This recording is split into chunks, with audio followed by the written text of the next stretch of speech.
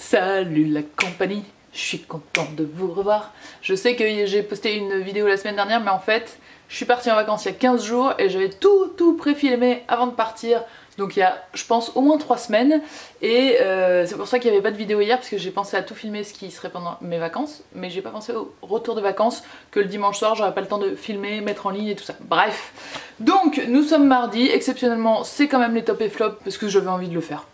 J'ai pas trop de raison. Je sais pas si j'aurai le temps de vous filmer une autre vidéo pour la semaine, mais sinon on se retrouve lundi prochain. On repart la semaine prochaine pour un planning plus régulier, parce qu'il faut un peu de rigueur dans la vie. Et je vais partir, comme c'est la rentrée, que je pense que je vais avoir un peu de boulot, sur 2 vidéos par semaine seulement, le lundi et le jeudi. Et pour l'organisation de quelle vidéo sera quoi, je ne sais pas encore, donc je vous tiendrai au courant. C'est parti pour ces top et flop du mois d'août. Je vous ai dit, je suis partie en vacances une quinzaine de jours, et en fait sur 15 jours, je pense que j'ai fait 13 jours sans me maquiller, donc autant vous dire que j'ai pas vraiment testé beaucoup de produits. En plus je voulais partir léger, donc j'ai fait des mini valises. Donc vous allez pas voir beaucoup d'objets dans ce top et flop, mais il y en a quand même quelques-uns. Je vais commencer par un lait hydratant pour le corps, Topi Crème. Il me semble que je vous en ai déjà parlé avec le gel douche, mais vraiment le gel douche est cool, hein. Mais le lait hydratant avec l'été, là ma peau c'est Crocodile Party. Et il est vraiment ultra nourrissant, super cool. Je sens que quand je le mets, ma peau est contente, qu'elle est douce, qu'elle est nourrie et tout ça. Donc après le soleil, c'était vachement bien. Ensuite, dans les tops, je vous en ai parlé quand j'ai testé les produits bourgeois il y a quelques temps. Je vous mettrai la vidéo si ça vous intéresse en barre d'infos. Le Volume Reveal, à chaque fois que je le réutilise, et ben, je suis re-surprise par combien il est agréable, combien il est facile d'application. Là, c'est ce que je porte, vous n'allez pas avoir spécialement, mais je suis passée 3-4 fois et c'était nickel. Il est vraiment bien. Faut que je vous montre quand même un petit peu la brosse qui est comme ça, qui a rien vraiment de spécial. Elle est assez traditionnelle, à part qu'elle est en silicone, c'est pas des poils en fibre, mais je le trouve très cool. Ensuite on va passer à une petite sous-catégorie lèvres, puisque j'ai 4 produits lèvres à vous montrer. Le premier que j'aime bien, pas mal, c'est le Pure Color Envy. La teinte c'est le Strange Bloom. Je vous l'ai montré dans une vidéo il y a pas très longtemps, que je retrouverai et que je vous mettrai aussi en barre d'infos. Alors j'adore vraiment sa couleur. Le seul petit hic pour moi, ce serait la tenue qui est pas super longue. Comme j'ai l'habitude de mettre des rouges à lèvres mat qui tiennent super longtemps, bah voilà, c'est le côté qui me plairait un petit peu moins. En revanche, j'aime vraiment beaucoup la couleur. Je trouve qu'elle donne bonne mine. C'est un foncé, un bordeaux, mais un poil rosé. Et du coup, quand on met un peu de blush, je trouve que ça ressort trop bien. Ensuite, il y a les rouges artistes de chez Make Up For Ever. Ça, c'est des produits que j'ai reçus. Donc celui-ci, qui est c'est toujours des noms très glamour chez Make Up For Ever. C'est le C407. C'est un rouge à lèvres crème. C'est celui que je porte actuellement. Et le M100, qui est un mat et qui s'appelle crème de beige. Du coup, voilà leur tête sur ma main. Alors, le 407, j'aime beaucoup ce genre de couleur, vous le savez peut-être, très foncé comme ça, je trouve ça super cool. En revanche, c'est une texture crème, c'est un fini crème, et du coup j'ai un petit peu peur pour la tenue. Là c'est la première fois que je le porte, je vous tiendrai au courant, c'est sûr je vais le réutiliser dans des vidéos make-up, mais voilà, c'est le seul hic. En revanche, l'autre qui est mat, je l'ai testé un peu hier, il tient beaucoup mieux, mais attention, le problème de ouf, je crois que je suis un peu trop bronzée pour le porter, et du coup je l'ai essayé ce matin et ça faisait un peu, vous savez, comme quand on met un anti-cerne sur les lèvres ou un truc vraiment trop clair, où ça fait un peu, pas cadavérique, mais voilà, ça fait un peu mine de vampire, et en plus ça me jaunissait les dents. Donc total échec pour l'instant. Je vais attendre de reprendre mon petit teint de navet d'hiver et je vous en reparlerai. Et le dernier de ces trucs à lèvres, là c'est un flop parce que je sais que c'est l'intention du rouge à lèvres, mais moi j'aime vraiment pas cet effet. C'est les souffles de Velvet de chez Bourjois. Et en fait c'est ils appellent ça des mats transparents.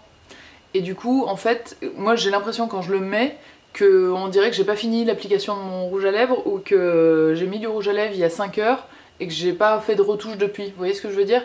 Pour moi ça fait pas net, et donc j'aime pas trop ça. Par contre c'est dommage parce que les couleurs étaient jolies, donc en un peu plus opaque ce serait pas mal. J'aime beaucoup la texture, j'aime bien l'applicateur, j'aime beaucoup le packaging aussi. Mais clairement c'est pas des produits pour moi, j'aime vraiment pas ce fini fait pas fait quoi. Ensuite nous avons le fond de teint Light Expert Click Brush de chez By Terry. C'est la teinte 10 que j'ai, Golden Sand. C'est celui que je porte sous vos yeux. Attention, sous vos yeux ébahis. Alors, en fait c'est click and brush parce que on a une brosse au bout. On clique et ça fait 4 petits points dans la brosse. Et ensuite je vais vous le faire, attention, ça sort assez vite hein. Vous voyez, tac. Et ensuite on l'étale avec le pinceau qui est fourni. Alors je pense, première chose, que la teinte que j'ai choisie, pareil je l'ai reçue, la teinte que j'ai choisie est un petit peu claire par rapport à mon teint du moment qui est plutôt de bonne mine. Mais j'ai quand même voulu le tester pour voir ce que ça donnait un petit peu. C'est un fond de teint Perfection Lumière, donc ils le disent. Il est un fini très lumineux, qui est assez joli. L'idée du produire directement dans la brosse, je peux pas dire que je sois très fan non plus. Et en plus, la brosse n'est pas désagréable. Le poil est, contrairement à beaucoup d'applicateurs brosses qui sont fournis directement, on sent vraiment que c'est super cheap. Là c'est pas cheap, mais pour moi c'est petit en fait. J'aime bien, vous savez, j'ai un pinceau fond de teint qui fait la moitié de ma joue quasiment, et du coup là je trouve un peu petit. En revanche ils sont assez bons. Si vous aimez bien les trucs pratiques pour partir en vacances par exemple, ça peut être cool. Si vous préférez avoir votre petit pinceau fond de teint que vous aimez bien, peut-être pas pour vous. Ensuite on a ce petit pinceau contouring que j'ai reçu aussi de ELF. Pinceau plat, alors ça m'intriguait beaucoup les pinceaux qui ont cette forme et ça faisait longtemps que je voulais les essayer et du coup j'ai pu tester celui de ELF, donc là j'ai mis un tout petit peu de contour parce que je voulais pas être trop maquillée non plus. Il est hyper agréable, il est très doux, je m'attendais à ce que les poils soient moins denses et en fait non, ils tiennent assez bien. Et donc ce que j'ai fait, c'est que j'ai fait application comme ça et ensuite pour l'estomper au-dessus, je l'ai pris dans l'autre sens. Et j'ai estompé comme ça et j'ai trouvé ça hyper bien, hyper pratique. Il est ni trop gros ni trop petit. Franchement pour 8 € si vous cherchez un pinceau contouring pour bien vous creuser la joue, très bien, très bonne découverte, très cool. Sinon dans les immatériels, pour celles ou ceux qui me suivent sur Instagram, vous avez peut-être vu que j'ai combattu des petites phobies personnelles pendant le mois d'août.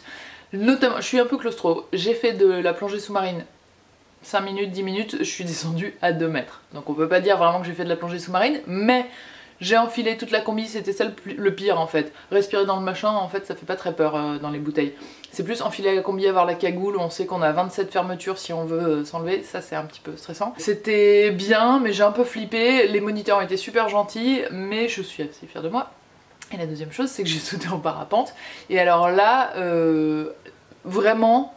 aucune peur. J'ai eu 1 minute de quand même avant de sauter et en fait comme si vous voulez vous êtes sur terre, vous sautez, vous êtes accroché direct et là vous avez une sorte de petit siège en plastoc et en plastique mou hein, comme un sac à dos et vous asseyez les fesses dedans.